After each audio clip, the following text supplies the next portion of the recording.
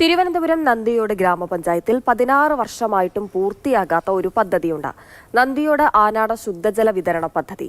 ഭരണസമിതികൾ മാറി മാറി വന്നിട്ടും നടപടിക്രമങ്ങളിലെ അനാസ്ഥ നാട്ടുകാരുടെ കുടിവെള്ളത്തിനായുള്ള കാത്തിരിപ്പ് നീളാൻ കാരണമായിരിക്കുകയാണ്.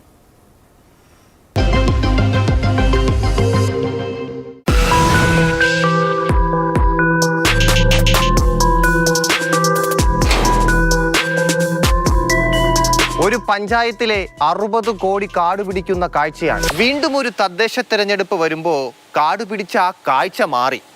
പക്ഷേ പദ്ധതി ഇതുവരെ പ്രാവർത്തികമായിട്ടില്ല.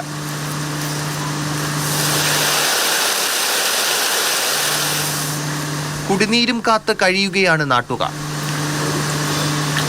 പദ്ധതി കൊള്ളാം, പക്ഷേ ഇത് പണി ഇന്നും ബാക്കി കിടക്കുന്നു. നമുക്ക് വെള്ളം കിട്ടാൻ ബുദ്ധിമുട്ടുണ്ട് ഇപ്പോഴും.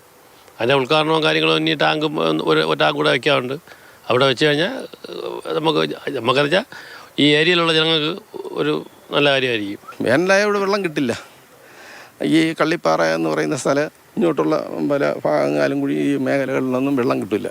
ഇവിടെ ആളുകൾ വളരെ ബുദ്ധിമുട്ടിലാണ്. നാടിന് അത്യാവശ്യമുള്ള പദ്ധതിയിൽ രാഷ്ട്രീയം കലർന്നപ്പോൾ ശുദ്ധജലത്തിനായുള്ള ജനങ്ങളുടെ കാത്തിരിപ്പും നീണ്ടു. ഇപ്പോൾ നിലവിൽ കാണുന്നത് റോഡുകളെല്ലാം വെട്ടിക്കുഴിച്ച് അപ്പുറത്തെ പഞ്ചായത്തിലേക്ക് പൈപ്പ് ലൈനൊക്കെ പോകുന്നൊരവസ്ഥയാണ്. കാര്യം അവരവിടെ എല്ലാം സജ്ജമായി കഴിഞ്ഞിരിക്കുകയാണ്.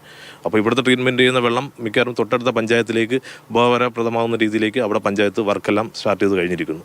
നമുക്കിനി ഇവിടെ ചെയ്യണമെങ്കിൽ 2 ടാങ്ക് കൂടെ പൂർത്തീകരിച്ചെങ്കിൽ മാത്രമേ ഈ പ്രദേശത്ത് എല്ലായിടത്തും ഈ ശുദ്ധജലം എത്തിക്കാൻ സാധിക്കുകയുള്ളൂ. പദ്ധതി ഭാഗികമായി കമ്മീഷൻ ചെയ്താൽ അത് കുറച്ചു പേർക്കെങ്കിലും സഹായകരമാകും. ഇതിപ്പോൾ തന്നെ ദീർഘനാളായിരിക്കുകയാണ്. ഇപ്പോഴും ഒരു പ്രതീക്ഷയില്ലാത്ത രീതിയിൽ കാര്യങ്ങൾ പോവുകയാണ്. ആലങ്കുഴിയിൽ വാട്ടർ ടാങ്ക് സ്ഥാപിച്ചിട്ടില്ല, ബാക്കി സ്ഥലങ്ങളിലേക്ക് പൈപ്പ് ലൈനും ഇട്ടിട്ടില്ല. ആനക്കുഴി വാട്ടർ ടാങ്കും ഈ ട്രീറ്റ്മെൻറ്റ് പ്ലാന്റുമായിട്ടുള്ള പ്രദേശങ്ങളിൽ എല്ലാ സ്ഥലത്തും ജലജീവൻ മിഷൻ്റെ പൈപ്പ് ലൈൻ എത്തിയിട്ടില്ല.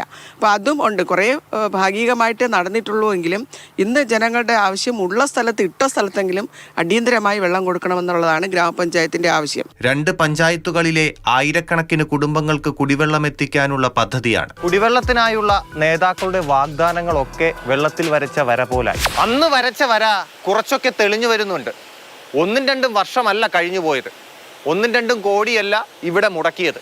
നന്ദിയോട് പഞ്ചായത്തിലെ എൻ്റെ വാർഡ് കൂടിയാണ്. എൻ്റെയും എൻ്റെ നാട്ടുകാരുടെയും കുടിവെള്ള പ്രശ്നത്തിനുള്ള പരിഹാരമാണ് ഈ പ്ലാന്റ്. പ്രേംശശിക്കൊപ്പം ടി എസ് ഹരീഷ്ണ, മാതൃഭൂമി ന്യൂസ്, തിരുവനന്തപുരം.